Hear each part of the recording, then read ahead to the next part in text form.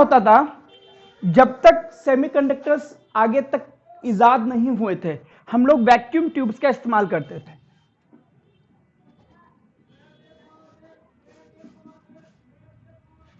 Vacuum tube में क्या होता था,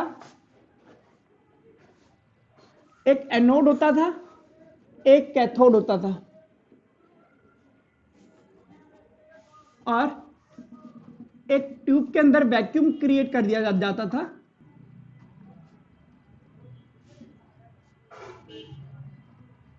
इस तरह से। और जब इलेक्ट्रिसिटी प्रोड्यूस करते थे तो यहां से इलेक्ट्रॉन बाहर निकल जाते थे वैक्यूम में, हाई प्रेशर। और ये इलेक्ट्रॉन जब इधर आते थे तो फिर ये इधर भी जाते थे, क्योंकि पॉजिटिव प्लेट इनको खींचती थी। सर्किट कंप्लीट होता था, आपको करंट मिलती थी। जहां पर ये इलेक्ट्रॉन आते थे इनको हम बोलते थे स्पेस चार्ज वॉल्यूम।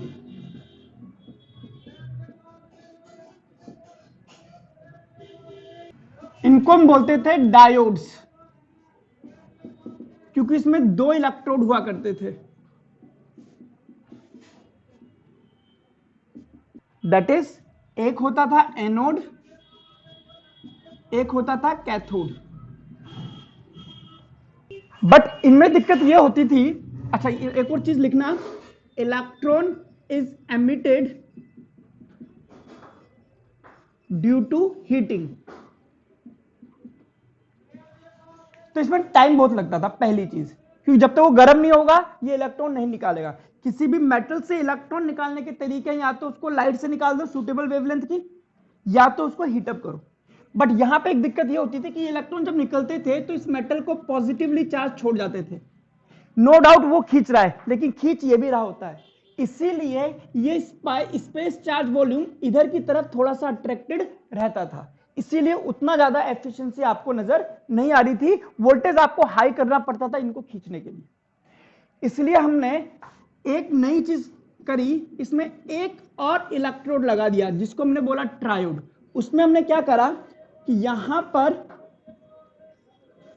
एक और ग्रिड लगा दी इस तरह से, ग्रिड, और इसको हमने पॉजिटिव चार्ज से जोड़ दिया। अब क्या होता था कि इलेक्ट्रॉन जब निकलते थे तो यहां पर इसके अट्रैक्शन की जगह इसका अट्रैक्शन बढ़ा दिया जाता था, तो ये इसको खींचते थे। लेकिन इसमें छेद बहुत सारे होते थे, इसलिए ये इधर की तरफ आ जाते थे, पॉजिटिव प्लेट की तरफ।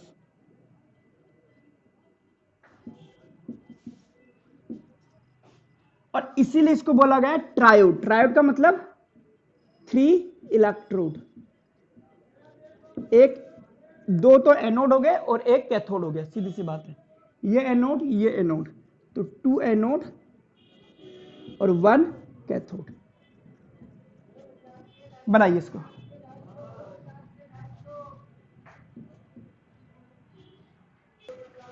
अब इसमें क्या था, आपने देखा होगा वैक्यूम ट्यूब पहले टीवी में यूज होती थी, तो काफी बड़ा साइज होता था टीवी का। पीछे की तरफ एक ट्यूब जैसी लगी होती थी, लंबी सी, इस तरह की, इस तरह से, और फिर यह आपको टीवी आगे की तरफ से दिखाई देती थी। तो यह बहुत दिक्कत वाली काम थी, ये थी पुरानी टेक्नोलॉजी। इसके बारे में लिखिए, limitations of vacuum tubes. Limitations of vacuum tubes. पहला, लार्ज साइज, बड़ी होती थी चीजें, hence difficult to handle. Large size, hence difficult to handle. Non reliable, high power consumption और लेस एफिशिएंसी। आगे लिखिए, require high voltage to operate, require high voltage to operate and limited life. ये actually क्या होता है ना, कि अगर आपको कहीं पर प्रोजेक्शन चाहिए, जैसे आपको स्क्रीन पर कुछ दिखाना है या कोई भी काम करवाना है, तो आपको डिवाइसेस चाहिए जो इलेक्ट्रॉन पास कर सकती हैं, उसके लिए डिवाइसेस बनाए जाते हैं। वायर्स नहीं, वायर्स क्या करेगा, इलेक्ट्रिसिटी पास कर देगा ना, आउटपुट क्या आएगा उसका। तो ये आपको एनर्जी प्रोवाइड करती थी, जैसे स्क्रीन पे जो दिख रहा है, मैं अगर टीवी की बात करूं, वो एनर्जी आ कहां से रही है, वो लाइट कहां से आ रही है, उतनी ज्यादा जो ब्राइटनेस दिख रही है वो कहां से आ रहा है, वो इलेक्ट्रॉन ही तो निकाल रहा है, इसलिए इलेक्ट्रॉन का पास होना जरूरी। नहीं ये नहीं होती, ये तो पुरानी टेक्नोलॉजी, नहीं तो मैंने पढ़ाई नहीं हुई, ठीक है। अब इसीलिए हम लोग अब वैक्यूम ट्यूब्स का इस्तेमाल नहीं करते। अब जमाना है सेमीकंडक्टर्स का। अब सेमीकंडक्टर्स बेसिकली क्या है वो समझना है। हेडिंग डालिए, band theory for semiconductors, band theory for semiconductors.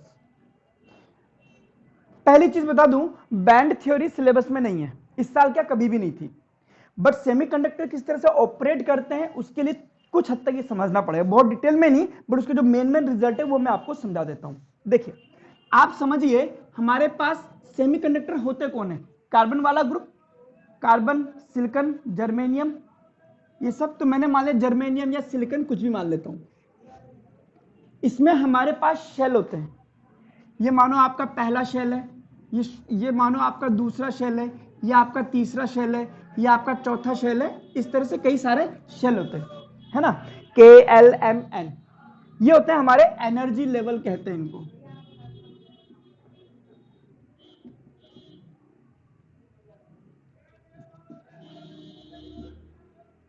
अब चाहे ये सिलिकॉन का मान लो, जर्मेनियम का मान लो, या किसी का भी मान लो, कोई भी एक सेमीकंडक्टर का एक एटम ऐसा होता है। सपोज करो मैंने जर्मेनियम का माना है और ऐसे, और इसको हम बोलेंगे क्या बोलते हैं इसको, बाहर वाले को क्या बोलते हो आप, वैलेंस बैंड ना, हाँ वैलेंस शेल।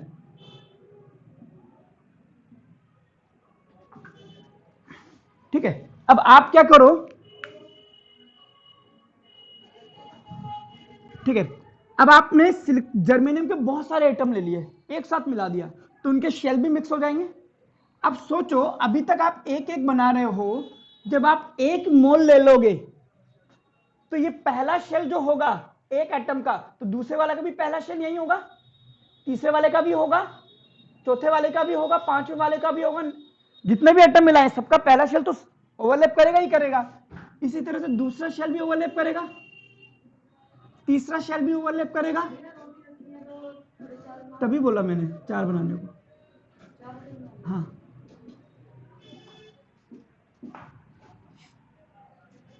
ये वाला भी ओवरलैप करेगा, और ऐसे बैलेंस बैंड भी ओवरलैप कर जाएगा। तो अब इनको आप एनर्जी लेवल नहीं, अब इनको आप बोलोगे एनर्जी बैंड।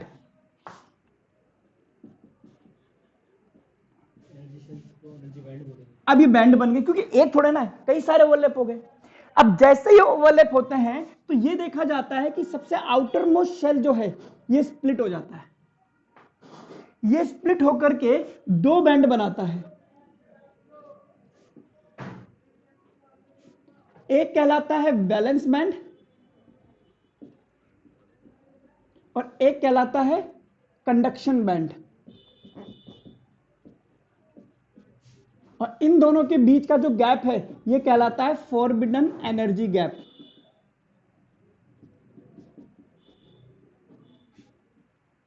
बनाइए इसको, कुछ भी नहीं है, पहले मानो मेरे पास एक एटम है, ठीक है, तो एक एटम का पहला शेल, दूसरा शेल, तीसरा शेल, चौथा शेल, इस तरह से होते हैं। जब बहुत सारे एटम आपस में मिक्स कर दोगे तो उनका पहले शेल की एनर्जी तो एक ही होगी ना, तो वो सारे मिक्स होकर के पूरा एक बैंड बना लेते हैं। यहां पे कई सारे इलेक्ट्रॉन होंगे, सपोज करो इस शेल में 2 इलेक्ट्रॉन थे, तो इसमें भी हर एक होंगे, तो 2 2 2 2 करके जितने एटम मिलाए आपने, 10 एटम मिलाए तो 20 इलेक्ट्रॉन यहां मिलेंगे।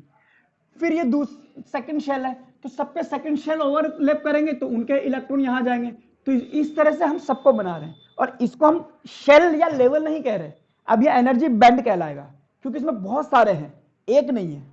और जैसे ये बहुत पास पास आते हैं तो सबसे आउटर मोस्ट वाला जो न्यूक्लियस से बहुत दूर होता है वो आपस में रिपेल करता है। जैसे हमने CFT पढ़ी थी, क्रिस्टल फील्ड एनर्जी थ्योरी, तो DD ट्रांजिशन भी हो जाता है, वो 2 पार्ट में बढ़ जाता है, क्यों, क्योंकि एक्सटर्नल एनर्जी लगती है। तो इसी तरह यहां भी इलेक्ट्रॉन के रिपल्शन की वजह से 2 बैंड बनते हैं, एक बाहर बनता है उसको बोलते हैं कंडक्शन बैंड, और एक अंदर होता है इसको हम बोलते हैं बैलेंस बैंड, और इन दोनों में बहुत कम गैप होता है, मतलब 6 इलेक्ट्रॉन वोल्ट तक का गैप मिल जाता है। इसमें बात करेंगे उस पर, जिसको हम बोलते हैं फॉरबिडन एनर्जी गैप। अब यहां पे एक चीज और समझ लीजिए, इसकी थ्योरी एनसीईआरटी में दे रखी है, अगर आप देखोगे ब्लू बॉक्स में दिखेगा कि जैसे जैसे बैंड पास आते हैं इसमें रिपल्शन होना शुरू हो जाता है, तो फिर ये बढ़ जाते हैं, बट उतना कहां जाना है, जो रिजल्ट है बता दूं। सपोज करो मैं सिलिकॉन की बात करता हूं, सिलिकॉन का electronic configuration 1s2 2s2 2p6, silicon 14 होता है ना, 1s2 2s2 2p6 3s2 3p4। अगर आप बात कर रहे हो एक सिलिकॉन की, समझना, तो ये हो गया मेरे पास 1s2, कितने इलेक्ट्रॉन इसमें, 2, फिर क्या आया दूसरा शेल जिसमें 2s2 2p6 होगा, क्या हुआ 6 4 10 2 हो गए। अब देखिए इसमें भी इलेक्ट्रॉन होंगे 3s2 3p2, ठीक है। अब अगर मैं बैंड थ्योरी पे जाऊं तो 3s2 3p2, ठीक है, यहां पर कितनी साइट है, इलेक्ट्रॉन कितनी जगह पे आ सकता है, एस में कितने इलेक्ट्रॉन आ सकते हैं, 2, तो एस में कितनी साइट है, 2, और दोनों ही इलेक्ट्रॉन से भरी हुई है।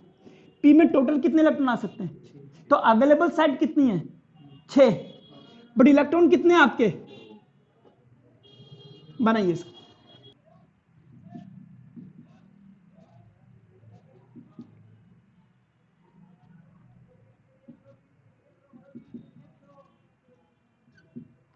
अब देखिए तीसरे शेल में 3s2, एस में 2 इलेक्ट्रॉन आ सकते थे, पी में 6 आ सकते थे, यानी कि इलेक्ट्रॉन रखने के लिए 6 जगह तो है आपके पास, 6 इसमें 2 इसमें, तो तीसरे शेल में टोटल कितनी अवेलेबल साइट है आपके पास, 8,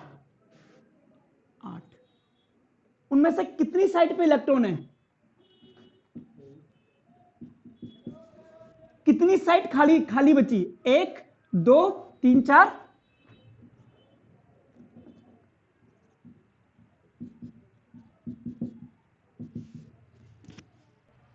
अब सोचो मेरे पास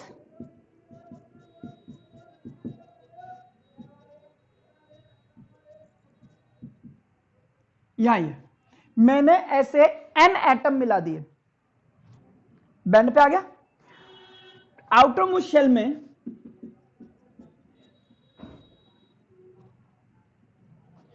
टोटल अवेलेबल साइट कितनी है,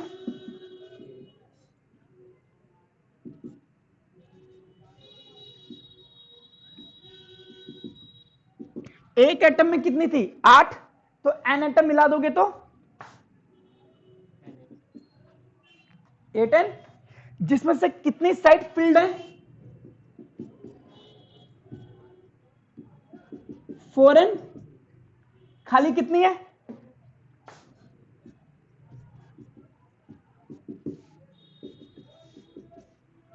क्लियर, ये बना लिया।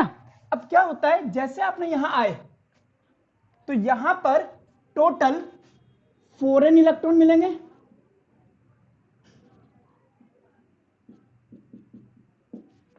जो कि 4n साइड पर हैं, और बाकी की 4n साइड क्या है, खाली है,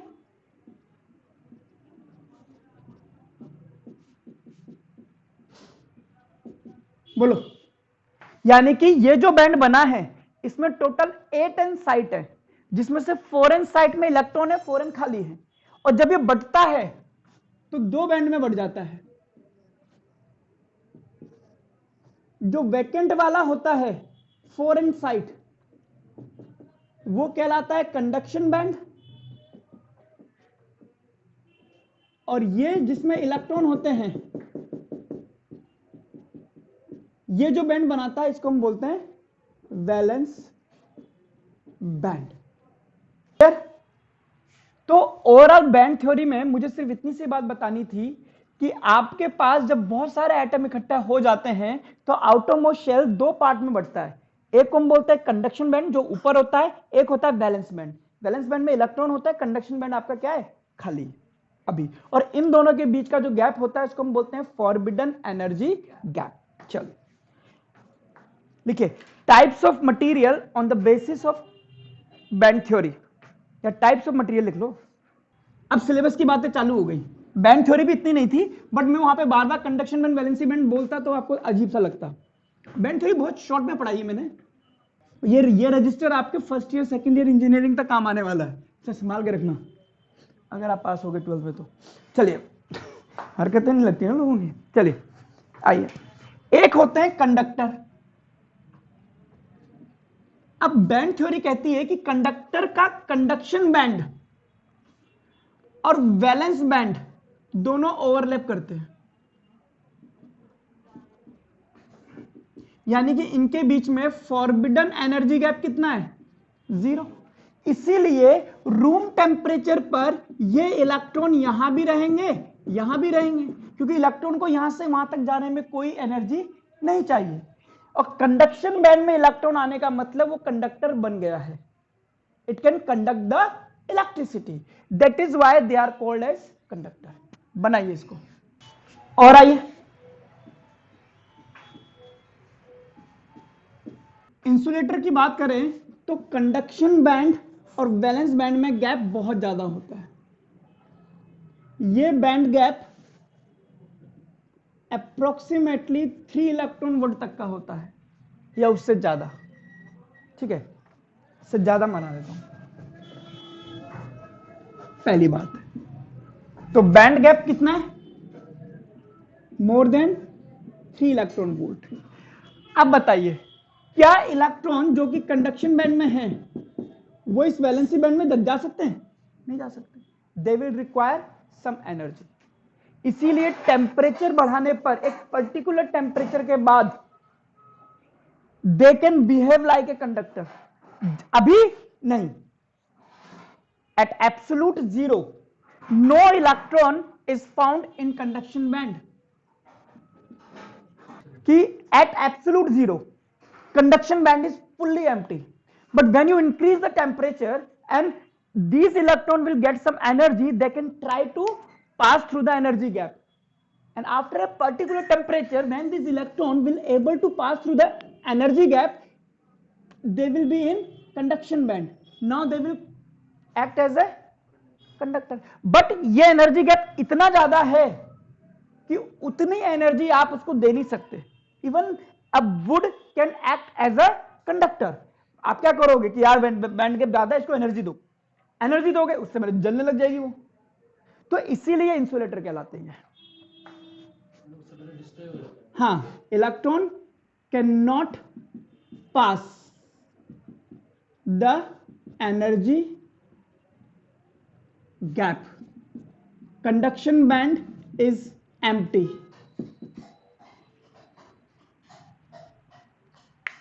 वैलेंस बैंड में इलेक्ट्रॉन है।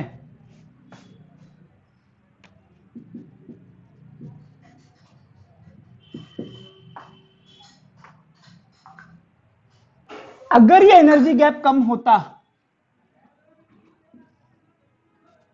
यानी कि फॉरबिडन एनर्जी गैप जो होता है वो 3 इलेक्ट्रॉन वोल्ट से कम हो,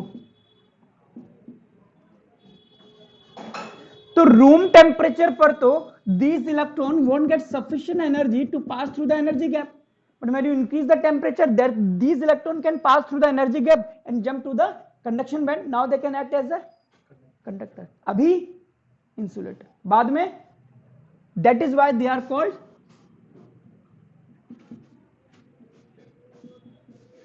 semiconductor. Forbidden energy gap is less than 3 electron volt. लिखिए इसको, और यहां पर 1 2 3 इलेक्ट्रॉन बढ़ा देना।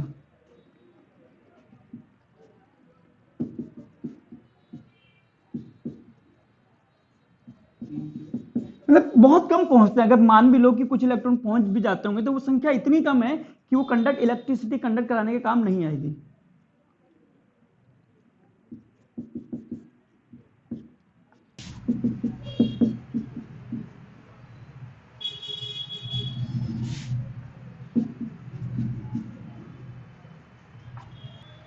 तो हम यहां कहते हैं टेम्परेचर बढ़ाने पर इनका कंडक्शन बढ़ेगा, यानी कि रेजिस्टेंस कम होगा। और इसमें भी ये कहता है कि टेम्परेचर बढ़ाने पर ये जो कंडक्शन बैंड वैलेंस बैंड है ना, ये फैलने लग जाते हैं। फैलने लग जाएंगे तो एनर्जी गैप कम हो जाएगा, कम हो जाएगा तो electron can pass, it can be a good conductor now, तो वाली बात होती है। ठीक है, तो ये थे आपके पास कंडक्टर, सेमीकंडक्टर और इंसुलेटर। तो ओवरऑल आज की क्लास में मैं एक बार रिवाइज करा दूं मैंने क्या पढ़ा है। मैंने बताया कि ये बैंड थ्योरी कैसे काम करे। पहले तो मैंने बताया वैक्यूम ट्यूब के काम होते थे, तो वो इतना ज्यादा किफायती काम था नहीं, तो एडवांस टेक्नोलॉजी सेमीकंडक्टर पे आई, और सेमीकंडक्टर को समझने के लिए बैंड थ्योरी समझाई हमने ये बोला था कि जब तक एक एक एटम होता है तो एक एक शेल होता है, जब बहुत सारे एटम चले जाते हैं तो पूरा का पूरा बैंड बन जाता है, और ये बैंड दो पार्ट में बढ़ जाता है, एक कहलाता है कंडक्शन बैंड, एक कहलाता है वैलेंस बैंड। इनमें total number of available sides होती हैं, इसमें से कुछ इलेक्ट्रॉन भर दिए जाते हैं, कुछ खाली होती हैं, जो खाली वाली होती है वो कंडक्शन बैंड में चली जाती है, और जिनमें इलेक्ट्रॉन होता है वो नीचे रह जाती है। अब डिपेंड करता है इनका एनर्जी गैप, अगर इनका एनर्जी गैप 3 इलेक्ट्रॉन वोल्ट से ज्यादा है तो ये इंसुलेटर है, ठीक है, और बिल्कुल ही जीरो है तो ये कंडक्टर कहलाता है, और अगर इनके बीच का एनर्जी गैप 0 से 3 इलेक्ट्रॉन वोल्ट के बीच का है तो ये सेमीकंडक्टर कहलाते हैं। इलेक्ट्रॉन जनरली वैलेंस बैंड में मिलते हैं, इसलिए सबके सब इंसुलेटर की तरह काम करते हैं, चाहे इसकी बात कर लो इसकी बात कर लो, लेकिन टेम्परेचर बढ़ाने पर ये इलेक्ट्रॉन यहाँ पर जा सकते हैं। यहाँ पर एनर्जी गैप ज्यादा है, इसलिए उतना टेम्परेचर दे करके बॉडी को आप डिस्ट्रॉय कर दोगे, इसलिए हम इनका यूज करते हैं। तो टी में आग थोड़ा लगा दोगे आप, ठीक है, तो ये करते हैं। और टेम्परेचर बढ़ाने पर एनर्जी बैंड जो होता है ये फैलता है, एनर्जी गैप कम हो जाता है, लिख लो, एनर्जी गैप डिक्रीजेस, ठीक है, जिससे इलेक्ट्रॉन इजीली पास कर जाते हैं, ठीक है।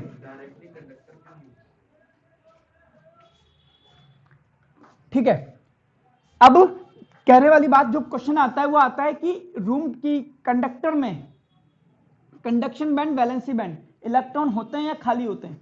भरे होते हैं, दोनों ही भरे होते हैं।